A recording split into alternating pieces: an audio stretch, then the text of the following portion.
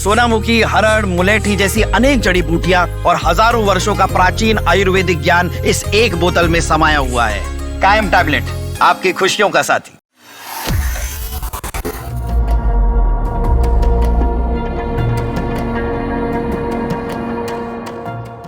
बांग्लादेश में हिंदुओं पर हो रहे हमलों के बीच भारत की कूटनीति एक बार फिर एक्टिव मोड में दिखाई दे रही है। इस बीच भारत के विदेश मंत्री एस जयशंकर 31 दिसंबर को ढाका पहुंचे। मौका था बांग्लादेश की 3 बार की प्रधानमंत्री रही खालिदा जिया के अंतिम संस्कार का।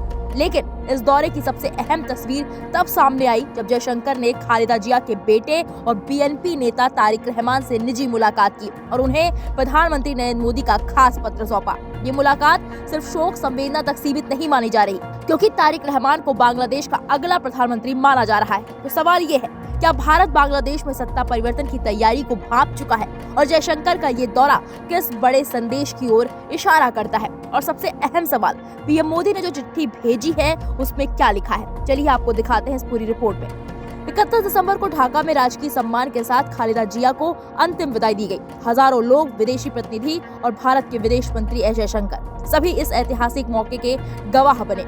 80 साल की खालिदा जिया बांग्लादेश की पहली महिला प्रधानमंत्री थी और 3 बार देश की सत्ता संभाल चुकी थी। उन्हें ढाका के शेरे बांग्ला नगर में अपने पति और पूर्व राष्ट्रपति जियाउर रहमान के बगल में दफनाया गया। अब बात करते हैं पीएम मोदी की उस चिट्ठी की जिसकी सबसे ज्यादा चर्चा हो रही है। पीएम मोदी ने तारिक रहमान को लिखी इस चिट्ठी में दरअसल उन्हें अपनी मां के निधन पर ढांढस बंधाया है। इस चिट्ठी में पीएम मोदी लिखते हैं कि प्रिय तारिक रहमान साहब, आपकी मां बांग्लादेश की पूर्व प्रधानमंत्री और बांग्लादेश नेशनलिस्ट पार्टी की अध्यक्ष खालिदा जिया के निधन की खबर सुनकर मुझे गहरा दुख हुआ। इस अपूर्णीय व्यक्तिगत क्षति पर कृपया मेरी संवेदनाएं स्वीकार करें।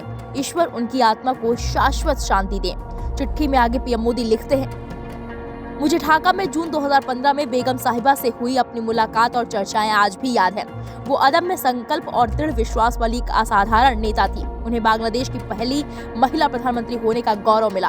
उन्होंने न केवल बांग्लादेश के विकास में महत्वपूर्ण योगदान दिया, बल्कि भारत बांग्लादेश संबंधों को मजबूत करने में भी अहम भूमिका निभाई। उनके निधन से एक ऐसी रिक्तता उत्पन्न हुई जिसे भरा नहीं जा सकता, किंतु उनका दृष्टिकोण और विरासत सदैव जीवित रहेगी।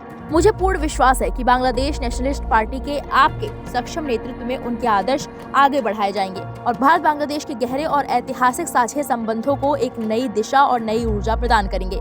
इस राष्ट्रीय शोक की इस घड़ी में मेरी संवेदनाएं बांग्लादेश की जनता के साथ भी हैं, जिसने अपने इतिहास में सदैव अद्भुत धैर्य और गरिमा का परिचय दिया है। मुझे विश्वास है कि वो अपने साझा मूल्यों, लोकतांत्रिक परंपराओं और गहरी राष्ट्रीय एकता से प्रेरित होकर शांति और सौहार्द के मार्ग पर आगे बढ़ते रहेंगे। कृपया एक बार फिर मेरी हार्दिक संवेदनाएं स्वीकार करें।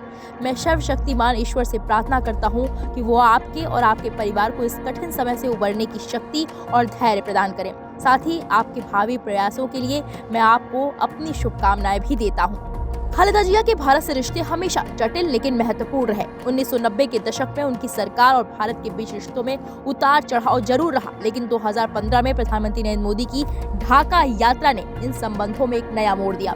अब सवाल उठता है, जब बांग्लादेश में अल्पसंख्यक हिंदुओं पर हमले हो रहे हैं, तब जयशंकर का ढाका जाना और तारिक रहमान से मुलाकात करना क्या संकेत देता है? दरअसल ये दौरा भारत की वेट एंड वॉच नहीं, एंगेज एंड इन्फ्लुएंस नीति को दर्शाता है। भारत साफ संदेश देना चाहता है कि चाहे सत्ता में कोई भी आए, अल्पसंख्यकों की सुरक्षा और लोकतांत्रिक मूल्यों पर समझौता नहीं होगा।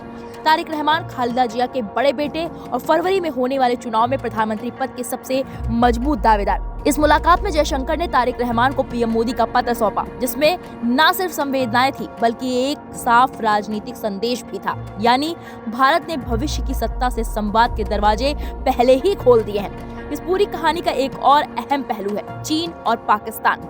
ढाका की बीजिंग और इस्लामाबाद से बढ़ती नजदीकियों पर भारत की पैनी नजर है। भारत नहीं चाहता कि बांग्लादेश चीन के कर्ज जाल या पाकिस्तान के रणनीतिक प्रभाव में जाए। इसलिए जयशंकर की मौजूदगी एक साफ संकेत है कि भारत सिर्फ पड़ोसी नहीं, सबसे भरोसेमंद साझेदार बना रहना चाहता है। कुल मिलाकर खालिदा जिया का अंतिम संस्कार सिर्फ एक शोक सभा नहीं था, बल्कि बांग्लादेश की राजनीति का टर्निंग पॉइंट बनता हुआ दिखाई दे रहा है। जयशंकर का ढाका जाना, तारिक रहमान से मुलाकात करना और मोदी का ये पत्र, ये सब संकेत है कि भारत आने वाले सत्ता समीकरणों के लिए पूरी तरह तैयार है। अब देखना होगा क्या फरवरी के चुनाव भारत बांग्लादेश रिश्तों में एक नया अध्याय लिखते हैं। इस पर आपकी क्या राय है, हमें कमेंट बॉक्स में जाकर जरूर बताइए।